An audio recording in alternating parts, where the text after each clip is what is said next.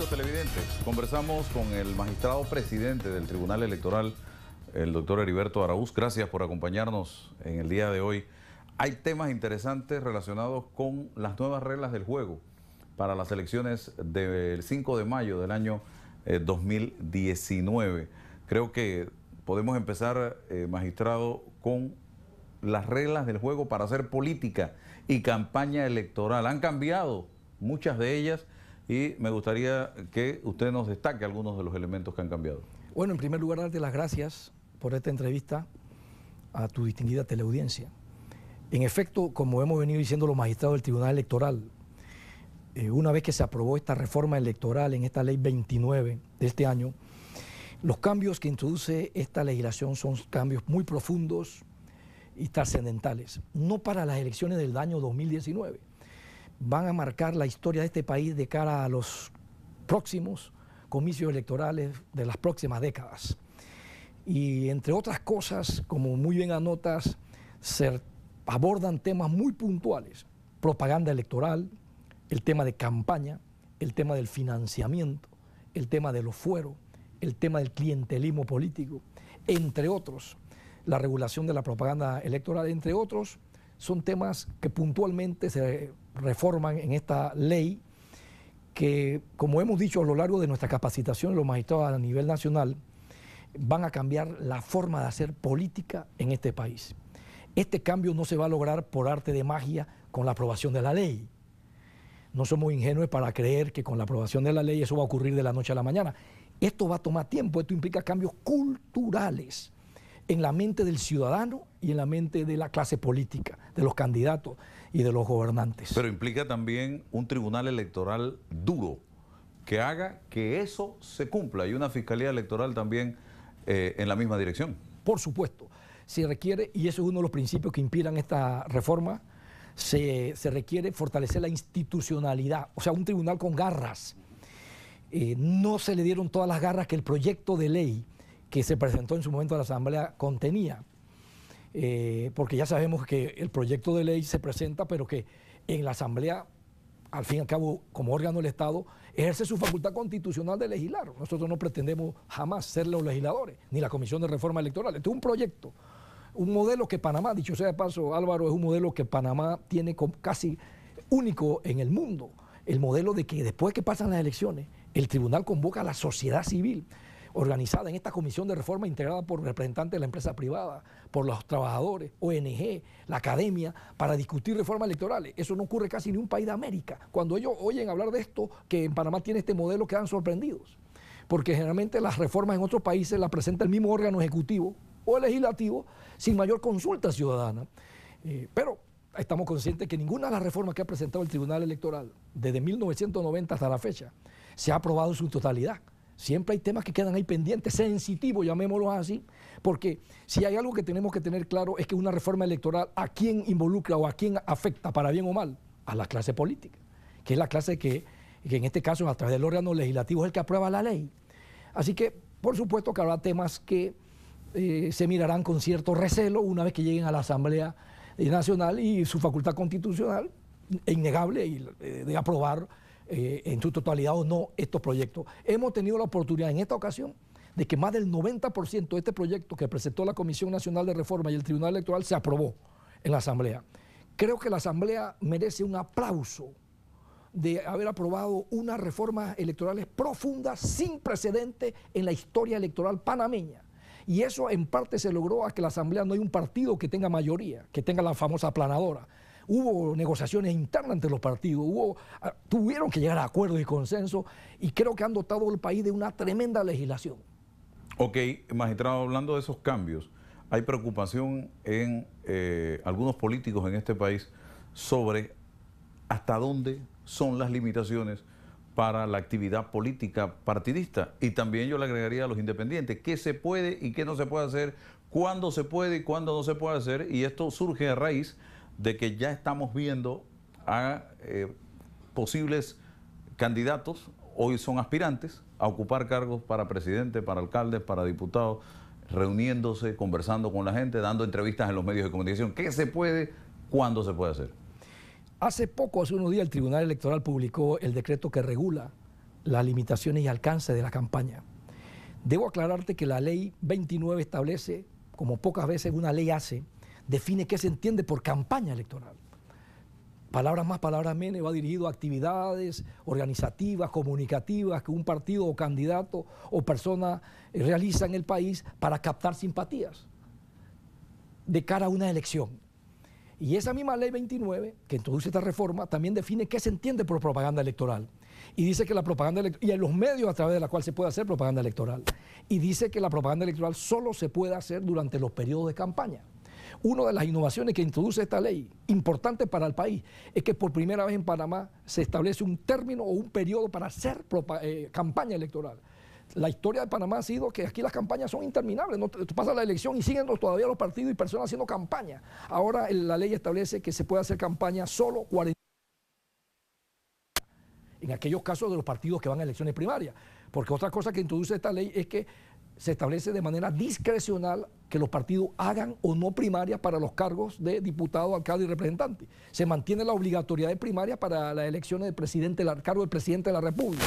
Pero para los otros cargos, los partidos en su estatuto decidirán si van o no a primarias o utilizar un mecanismo de convención o congreso para decidir quiénes son sus candidatos a esos otros cargos. Por ejemplo, ya vimos a un ministro de Chelecu haciendo actividad política.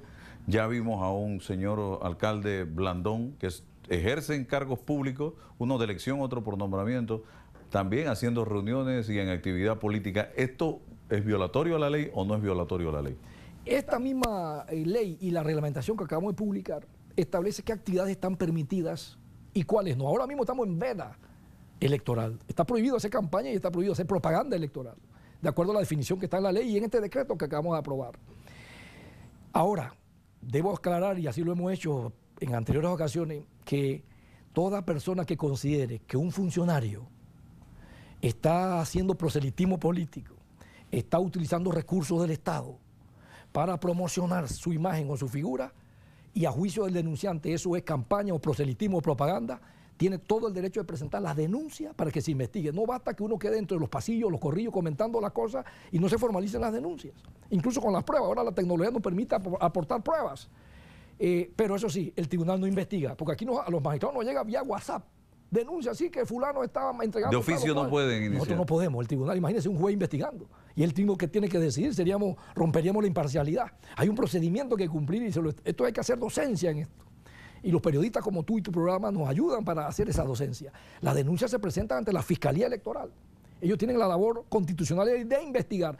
Solo en caso de propaganda electoral fija, así le compete al Tribunal Electoral. Alguien denuncia que hay una pancarta o una valla en algún punto del país, se presenta una denuncia ante una dirección de organización electoral en cualquier punto del país, o aquí en Panamá. Hoy no se pueden poner vallas. Está prohibido. Eso es propaganda. Todo lo que es propaganda fija está prohibida. Y propaganda en medios de comunicación. El medio que, por ejemplo, permita una propaganda electoral, la sanción es 10 veces el valor comercial de la multa, de la pauta comercial. Si alguien que tiene algún tipo de aspiración ya expresada pone una valla y dice la valla felicidades a los panameños en el mes de la patria, fulano de tal, ahí no dice candidato a presidente, no dice nada, felicidades, abajo su nombre. ¿Eso es propaganda política? Entonces tenemos que analizar caso por caso. Lo hemos conversado ya los magistrados. El tema es cuando la persona pide el voto o cuando la persona usa los colores del partido o cuando la persona de alguna manera manifiesta, pero hay que ver caso por caso, porque en el caso de los funcionarios de elección popular, por ejemplo, ellos participan en inauguración de obra, son funcionarios de elección, representantes, imagínate un alcalde, que la Constitución o la ley le prohíba a una autoridad de esto participar en la inauguración de una obra cuando ellos tienen un periodo constitucional, que entre otras cosas su obligación es hacer obras por la comunidad, para eso lo eligió el pueblo, violentaría la Constitución.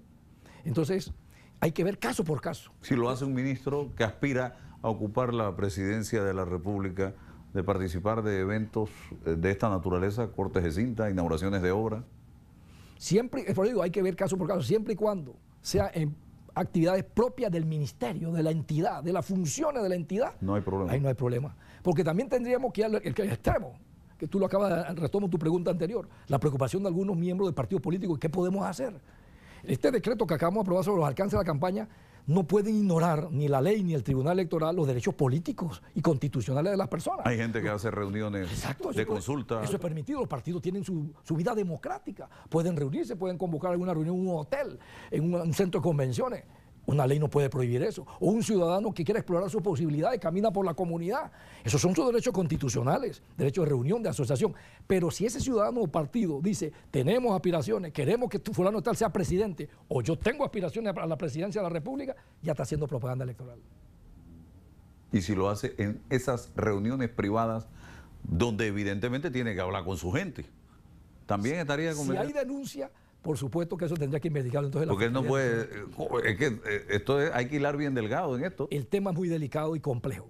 Porque si yo participo de una reunión, póngase que yo soy un político, hay 300 personas y la gente me pregunta, ¿usted qué haría si llega a la presidencia? Y yo digo, no puedo decir nada porque está prohibido en las normas electorales. Entonces, ¿de qué estamos hablando?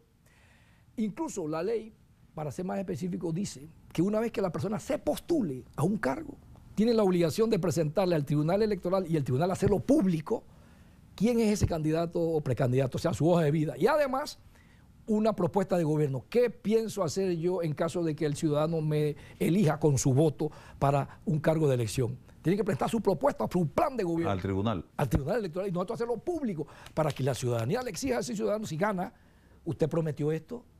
Hay una obligación moral porque es que la ley no establece sanciones. ¿Qué pasa? Nos preguntaban en el interior. ¿Qué pasa si alguien llegó al cargo a los 6 o al año, a los 2 años, 6 meses o 2 años, no ha cumplido? ¿Qué sanciones hay? La ley no establece sanción. La sanción sería de tipo moral. ¿Hay regulaciones en cuanto a entrevistas en medios de comunicación que deben ir cada cierto tiempo o no sé? ¿Está regulado eso? En el decreto que regula la campaña que te acabo de mencionar se habla de contenido editorial, que permita a los medios, porque eso es parte del derecho constitucional, libertad de expresión del medio de entrevistar a las personas.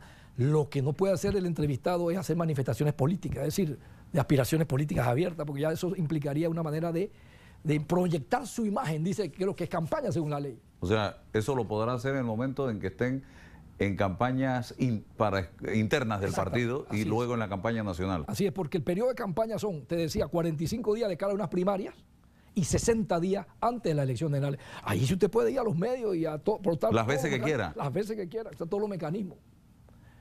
Okay. Ahora, no habrá, mi estimado periodista, no habrá personas que critiquen a un determinado medio cuando invite siempre a la misma persona. Eso también, como usted dice, es muy delgada la línea. Eso es como calle arriba y calle abajo. Si le das más tiempo a uno y menos tiempo al otro, ya viene de una vez. Viene la rosa y la queja. Y la gente va a decir, ¿por qué siempre mandan al mismo o entrevistan al mismo y a los otros no le dan oportunidad? Entonces los medios tienen un papel ahí hasta cierto punto de autorregulación. ¿Cómo hace el independiente que tiene que salir a buscar firmas para una candidatura? Tiene que decir que esta firma para candidato a la presidencia o candidato a alcalde o candidato a diputado. Esta ley, porque una ley, mi estimado periodista, tiene que ser una ley realista. No puede ir de cara o de espalda a la realidad, porque sería violada. La ley dice, ¿qué se entiende por campaña? Y seguidamente dice, sin embargo, no se incluye o se considera campaña los actos que desarrollen o practiquen los partidos políticos dirigidos a la búsqueda de inscripción de adherentes y los candidatos a la libre postulación para la recolección de firmas. Entonces, hoy día tenemos más de 16 candidatos a la presidencia, precandidatos en este caso, por la libre postulación. Ellos están ahora mismo buscando firmas, pero lo único que pueden hacer ellos es manifestar su intención de recoger firmas para sus aspiraciones a un cargo, en este caso a la presidencia, y ahí a nivel nacional otros que están ya aspirando por la libre postulación a representantes y alcalde en el interior, recogiendo firmas, pero eso no se entiende por campaña. El acto de recolección de firmas, dame tu firma para llenar la cantidad que dice la ley, para pasar a la categoría siguiente, que es candidato, que son 3. Estoy viendo, o hemos visto en los últimos meses, mochilas con nombres de aspirantes, suéter o t-shirt con nombres de aspirantes, plumas, cuadernos con nombres de aspirantes. Aquí hay... ¿Qué se hace en este caso? Hay que ver qué dice la mochila o qué dicen los artículos, porque son artículos promocionales. Y cuando tú revisas esta ley, la ley dice que se entiende por propaganda electoral y, entre otras cosas, menciona la distribución de artículos promocionales. Esos artículos implican proyectar tu imagen. Entonces, puede haber mensajes subliminales. Esto es un tema cultural, como dije al inicio de mi intervención. El refrán popular dice, echa la ley, echa la trampa. Habrá siempre personas que la ley va con una buena y sana intención y habrá siempre algunos juega vivos que van a querer darle la vuelta a la ley para decir, bueno, esto no se puede hacer, pero esto sí lo puedo hacer. Entonces, queda el derecho al ciudadano de la auditoría ciudadana. nosotros descansamos mucho como organismo electoral en la auditoría de los ciudadanos, es decir, hay una denuncia, señores fiscal o señor fiscalía, investigue, me parece que esto es un delito electoral o una práctica de clientelismo político, investiguen, y la fiscalía tiene que hacer su trabajo. El nombre de autoridades en carros, ambulancias, en parques, en paradas, no sé, esto, ¿cómo lo vemos? No es un tema ahora, en estos momentos, de competencia del Tribunal Electoral. Sí lo es cuando se desarrollen los periodos de campaña. Pero ahora hay un decreto que emitió el gobierno, ya tiene un tiempo, no recuerdo si el MEF o la Contraloría, que prohíbe la utilización de recursos públicos o bienes del Estado para fines personales o propósitos personales. Así que la persona tendrá que presentar la denuncia ante la Contraloría si considera que alguien está utilizando recursos del Estado para fines políticos. El tema de las redes sociales, esto sí es un arroz con mango, señor magistrado, porque es algo que escapa de la jurisdicción panameña, algo internacional, son plataformas mundiales. Se utilizan mucho las cuentas falsas y aquí se puede hacer de todo. Yo puedo, para perjudicar a mi adversario, hacerle publicidad positiva en un momento en que no hay, no es permitido hacer campaña. ¿Y qué puede pasar aquí? Es un tema, como sabemos, muy complicado, muy complejo. El tribunal está teniendo reuniones con representantes de algunas empresas administradoras virtuales, de equipos de estas empresas. Nos acaban de mandar en la mañana de hoy la noticia de que en Estados Unidos algunas de estas administradoras como Twitter y Facebook y es un gran avance. Acaba de salir la información que nos la enviaron por el correo temprano. Van a publicar para efectos de transparencia quiénes son las personas que pautan. Acaba de salir en Estados Unidos estas grandes administradoras virtuales. Ya es un avance. En el caso de Panamá, como una forma de hacer propaganda a través de redes sociales, dice la ley, es difícil regular el tema. Lo que sí estamos tratando de regular dentro de este complejo mundo es la pauta en redes sociales, o sea, la propaganda pagada. Claro. Esa sí se puede regular porque uno le puede pedir información. Ya ha habido presentes en México, donde el organismo electoral de México tuvo denuncia de que candidatos que habían ganado en las elecciones recientes que se celebraron ahí en el estado de Coahuila, de que habían pautado en la red y mandaron una nota a Facebook en Irlanda pidiéndole si fulano de tal había pautado y cuánto. Y Facebook le contestó al organismo electoral mexicano y le dijo, en efecto, este candidato pagó aquí por propaganda en esta administradora virtual y el monto fue tanto. Y se anuló la elección en ese estado de México con la información de Facebook, porque él se había excedido en el tope. México tiene, igual que Panamá, ahora en esta legislación un tope y no lo había declarado en su informe de gasto de que había pautado en la administradora virtual. Yo creo, Álvaro, que el mundo se está abriendo poco a poco y las mismas administradoras de estas grandes empresas están colaborando. Es un tema de voluntad, de que colaboren con los estados, con la legislación del estado para evitar actividades ilícitas o actividades no éticas, o campañas sucias que afecten la transparencia de procesos electorales. Y el Tribunal Electoral está en proceso de reuniones con estas administradores virtuales para efecto de determinar de alguna manera la regulación de propaganda en estas redes, pero pautada, porque la gratuita es difícil de controlar. ¿Y la campaña sucia? ¿Cómo van a hacer ustedes? Operará según la ley en virtud de denuncias. No podemos actuar de oficio ahí. Desde cuentas falsas, muchas veces. La mayoría de las veces la campaña sucia se hace desde cuentas falsas. Así es, no es tan fácil el tema. En cada caso habrá que determinar si hay una cuenta individual o personal claramente que identifica a la persona o si es una cuenta falsa, en cuyo caso la sanción sería ilusoria. Esa es la realidad. Amigos televidentes, en breve regresamos con más de esta entrevista con el magistrado presidente del Tribunal Electoral, Heriberto Arauz.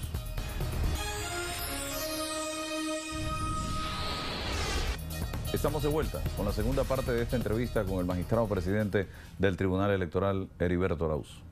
Ok, el tema, señor presidente del Tribunal Electoral, por acá tomé nota, de los techos de la inversión, de las donaciones. Hablen un poco de eso, cómo ha quedado eso en la ley, hasta cuánto puede recibir una persona en concepto de donación, hasta cuánto puede invertir de su propio bolsillo. Esta legislación, otro tema novedoso, establece por primera vez la regulación del financiamiento privado. En Panamá el financiamiento privado siempre ha sido ilimitado tradicionalmente. El Estado ha dado financiamiento, o sea, todos los partidos candidatos han estado en el mejor de los dos mundos. Financiamiento público por un lado y financiamiento privado sin límite por el otro.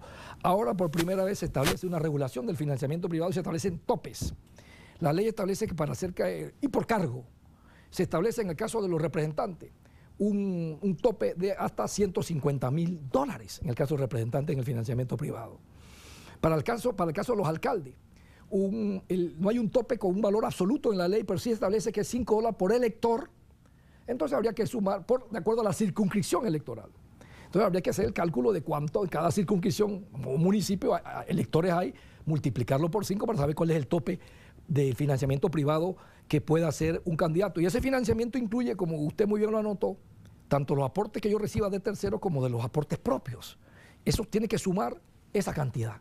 En el caso de diputados, 300.000 balboas, el financiamiento privado. Y en el caso de las nóminas presidenciales, 10 millones de balboas de financiamiento privado. Ese es el tope de estos financiamientos privados.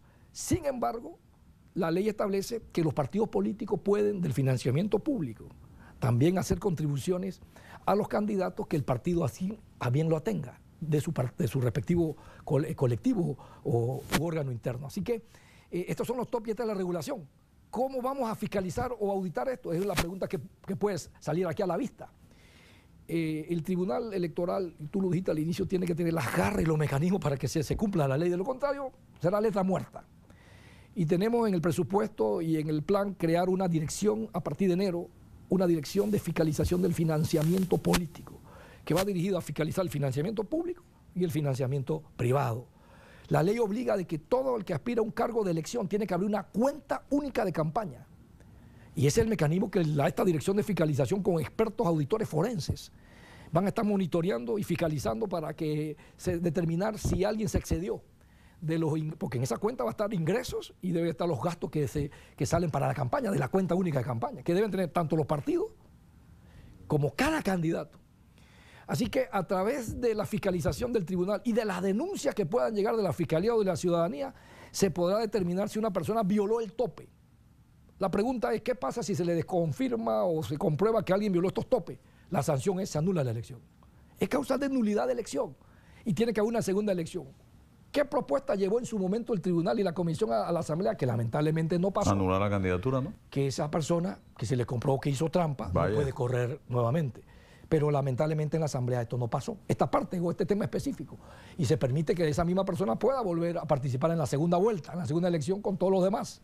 Pero es causal de nulidad, pero además de una multa que se establece en la ley. Esas son las consecuencias. Oiga, el tema de la constituyente es un tema de discusión en el Tribunal Electoral. ¿Todavía tiene oxígeno este tema? No necesariamente un tema de discusión. El tema surgió en las giras que hemos hecho a nivel nacional explicando las reformas electorales. Y varios sectores han mostrado inquietud de temas que no están aquí en la ley. ¿Y por qué no se reformaron algunos temas? Por ejemplo, preguntaban allá en Colón y allá en Chiriquí, algunos interesados, que por qué la ley no prohibió la reelección inmediata como ocurre para presidente de la República, de los alcaldes, representantes y diputados. Y le dijimos, bueno, cuando se discutió en la Comisión de Reforma esto, estábamos claros de que la ley o el proyecto no podía ir en contra de la Constitución. La Constitución no establece límite a la reelección de estos cargos que acabo de mencionar, solo del presidente de la República, que en Panamá se permite la reelección presidencial, pero sujeta a un término, es decir, no es inmediata. El presidente tendrá que esperar 2 periodos consecutivos y aspirar nuevamente a la reelección. Pero para los demás cargos no. A raíz de eso y de otros temas, dijimos que una reforma electoral profunda e integral tiene que darse algún día en este país vía una reforma constitucional. ¿Qué mecanismo, qué método? La Constitución tiene los métodos de reforma. El método más democrático es el de una asamblea constituyente. La Constitución tiene la asamblea constituyente paralela. Y además, la propia Constitución, el artículo 314, que es un tema que yo he estudiado hace muchos años y publicado en mis obras de derecho, establece que el tribunal reglamentará la manera de elegir a estos convencionales, a estas personas que van a constituir la convención constituyente. La opinión personal de Heriberto Araúz no es del Tribunal Electoral, es que yo soy partidario de una asamblea constituyente originaria, pero es un tema que no hemos discutido en el Tribunal Electoral. La Constitución es la de la constituyente paralela. Así que el país determinará en su momento, mi estimado periodista, ¿Cuál es el mejor método para reformar profundamente la Constitución? Si es a través de una asamblea constituyente paralela, que es la que establece la Constitución, o es a través de una constituyente originaria. Una quinta papeleta. Lo que sí te puedo decir es que las originarias no son muy comunes, ni siquiera en América Latina. Tienen que haber situaciones muy complejas en el país, muy críticas. Panamá nada más ha tenido 2. Cuando nos separamos de Colombia y en 1945, que se eligió esa asamblea constituyente que aprobó la Constitución del 46. ¿Una quinta papeleta el 5 de mayo del 19 sería una opción? Esa podría ser una opción siempre y cuando la clase política y la sociedad haya consenso, porque tiene que haber consenso y voluntad política. Esto no es una decisión de los magistrados del Tribunal Electoral. Nosotros en todo caso nos hacemos eco de que haya los consensos y la voluntad política. Tú como periodista y a través de tu muy escuchado programa radial y televisivo, pues con cierta frecuencia lo escucho y lo veo. La preocupación del panameño, de los que uno puede palpar como ciudadano, ya no como magistrado, y usted como periodista, ¿cuál es? No es un tema de constituyente, es seguridad ciudadana, es el alto costo de la vida. El problema de los panameños, del común de los panameños, no es un tema es que no está en su mente. Porque no entienden estos temas. ¿Perdón? No entienden muchas veces estos Quizás temas. Porque el tema son muy elitistas, quizás. O porque los otros temas son los que afectan su bolsillo, su realidad. Así que, si tú me preguntas ahora si estamos en condiciones de una constituyente, creo que el país en este momento no lo está. Ya empezó el PLAGEL, el Plan General de Elecciones, ya hay candidatos por la libre postulación recogiendo firmas. Así que la pregunta ahora es cuándo pudiera el país hablar de una asamblea, de una reforma constitucional o de una constituyente, y eso creo que le correspondería al gobierno que se elija en el 19, porque ahora no están las condiciones para un fenómeno político y social de esa naturaleza. ¿Cuántos candidatos o cuántos aspirantes a candidato hay en la libre postulación a la presidencia? ¿Tiene el informe? 16 hasta... Retiraron 16. Que han reconocido formalmente como precandidatos. Ah, precandidatos. Porque no son candidatos, son pre. Ajá. ¿Y todavía ya se está revisando las firmas de alguno o eso todavía...? Es un módulo que el Tribunal Electoral está elaborando. Hay un tiempo para eso, que luego entonces se viene a validar las firmas, para ver si no hay firmas falsas o que no son ciertas. Importante destacar que esta vez el que firme a un candidato independiente no lo borran del partido político al que pertenece. Es un avance en virtud de un fallo de la Corte Suprema de Justicia. ¿Y qué porcentaje se necesita para ser candidato independiente a la presidencia? Tiene que tener como mínimo los 18.542 firmas, y de ahí, de estos 2 precandidatos, el que pase ese monto, los que más firmas recojan. Serían los 3. Los 3 candidatos a la presidencia de la República. Igual en cada circunscripción, para diputado, alcalde, etc. En la elección pasada, la utilización de recursos del Estado fue muy cuestionada en el gobierno pasado. Esta vez, ¿cómo vamos a hacer para combatir esto que es un delito? Utilizar recursos del Estado. Hay una disposición, y la pregunta es interesante, que está en la Ley 29 de reforma electoral, que establece como causal de nulidad de elección la entrega de dádivas, regalos, donaciones, etcétera. Además de ser un delito, porque este tema de la utilización de recursos del Estado para la campaña siempre ha sido un delito electoral. Ahora se agrega como causal de nulidad, de manera concreta y específica, al que se le compruebe este tipo de prácticas, se le anula la elección y hay que ir a una segunda elección. Eso por un lado. Por otro lado, la ley también establece que está prohibido que si el Estado desarrolle o realice propaganda estatal durante el proceso electoral, que ese era uno de los temas que siempre se criticó con anteriores administraciones o gobiernos. La avalancha de propaganda del gobierno de turno sobre sus obras y ejecutorias. Por supuesto, por lo que pudiera interpretarse como que inclinaba la balanza a favor de los candidatos del oficialismo. Con esta ley se prohíbe que durante 90 días antes de las elecciones se prohíbe totalmente la propaganda estatal. Solo se permite, incluso la propaganda de los contratistas del Estado, porque pudiera muy bien decirse, bueno, usted me hace un contrato a mí y usted haga la propaganda como contratista. La ley dice, también los contratistas no pueden pautar en los medios durante esos 90 días. Así que creo que se están cada día más cerrando los portillos. No es fácil, porque es un tema cultural, repito, y no es fácil. La reforma lo aprueban los políticos.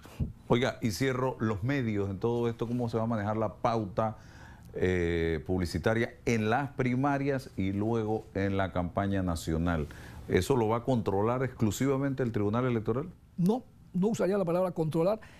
Es un tema legal, es decir, los periodos de campaña son 45 días antes de las primarias, para los partidos que hagan primaria, para los otros cargos que ya mencioné, en cuyo caso la propaganda está permitida, lo único que no está permitida es la sucia. Entonces, el que considera afectado con una propaganda sucia la denuncia. Ahí no hay limitaciones de propaganda. Ahí no hay limitación. Puede los partidos y candidatos pagar su propaganda. La cantidad que sean en esa etapa. Sí, no hay regulación de cantidad. La ley no entró en ese detalle. En la elección nacional. 60 días antes de las elecciones tampoco. Tampoco hay. Tampoco hay limitación. De propaganda en los medios no. No hay esa limitación. Pero el Tribunal Electoral es el que va a pagar la publicidad.